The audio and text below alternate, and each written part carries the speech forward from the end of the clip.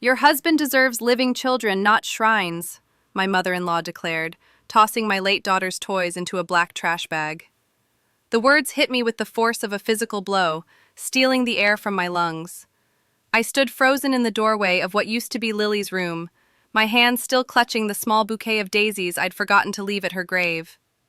Margaret didn't even look at me. Her focus was entirely on the task at hand, dismantling my daughter's sanctuary with the cold efficiency of a general.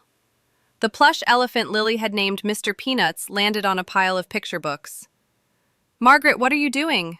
I finally managed, my voice a strangled whisper.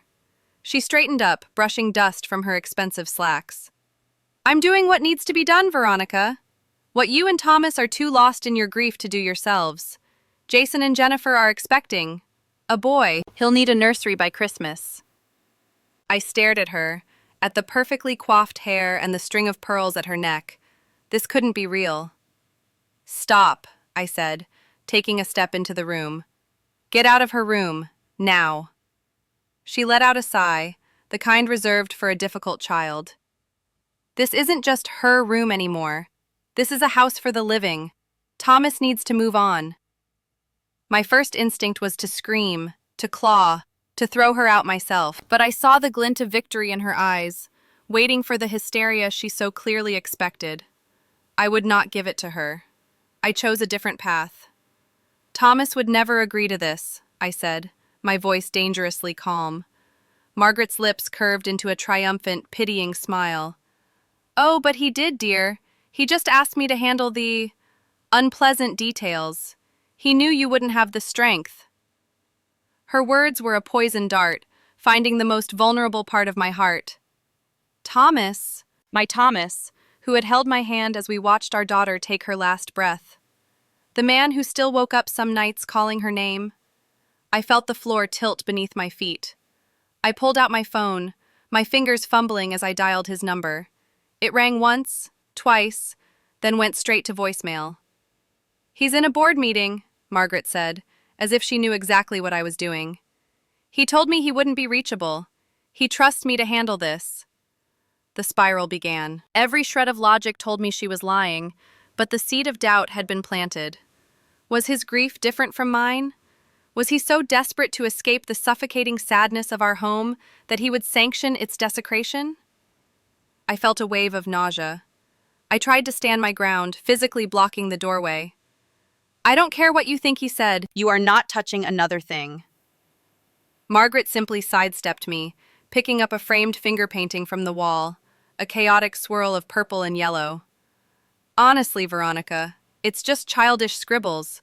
We need to focus on the future, on the new grandson who will carry on the Harrington name." She made a move to toss it into the bag. A guttural sound escaped my throat and I snatched it from her hand, clutching it to my chest. The fight went out of me, replaced by a profound, soul-crushing despair. I sank to the floor amidst the bags of my daughter's life, my husband unreachable, my enemy in full control. Margaret looked down at me, her expression not of sympathy, but of cold, hard satisfaction. She had won. "Jennifer is already picking out colors," Margaret continued, her voice bright with an excitement that felt like acid in the air. "A lovely navy blue, I think. Very masculine. Jason is thrilled, of course. After all this time, to finally have a son, a real heir." She was gloating, twisting the knife. And then, something she said pierced through the fog of my despair. Jason, a son. A memory surfaced, sharp and clear. A weekend from 3 years ago, Thomas and his brother Jason had gone on a golf trip. Except it wasn't just for golf. I remembered Thomas telling me later, in confidence, how he'd gone along for moral support. Jason and his first wife had decided they didn't want children, and he had gone for a minor procedure, a vasectomy. Strength flooded back into my limbs. I slowly got to my feet, the framed painting still in my hand. "Margaret," I said, my voice steady and clear, "that's wonderful news.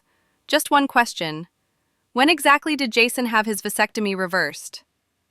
The smug look on her face faltered for a fraction of a second. "What are you talking about?"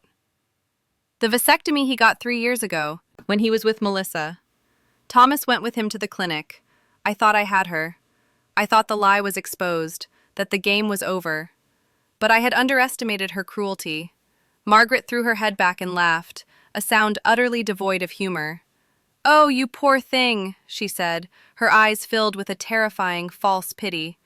"Grief is making you delusional, inventing such vicious stories to ruin your brother-in-law's happiness.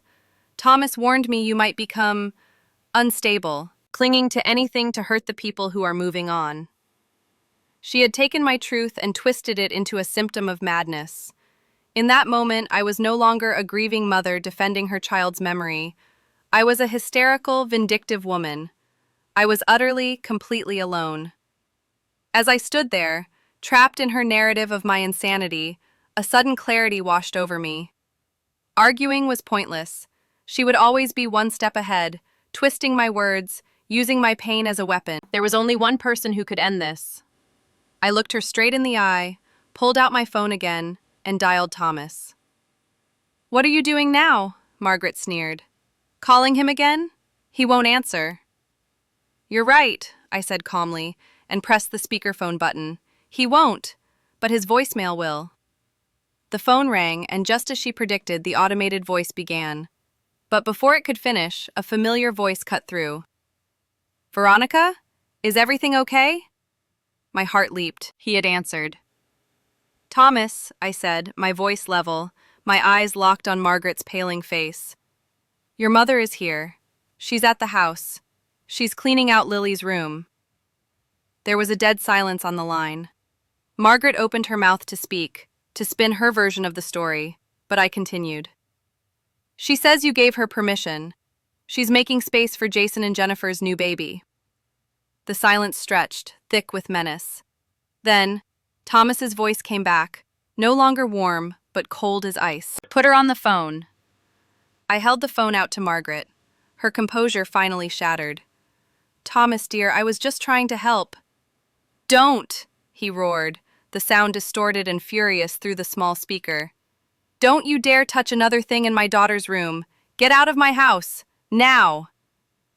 Margaret froze, the phone still in my outstretched hand, but I wasn't finished. "One more thing, honey," I said into the phone. "Margaret says Jason is having a boy. Did he ever tell you he got that vasectomy reversed?" The silence that followed was the most damning sound I had ever heard. "I'm on my way," Thomas said, his voice deadly quiet. He hung up.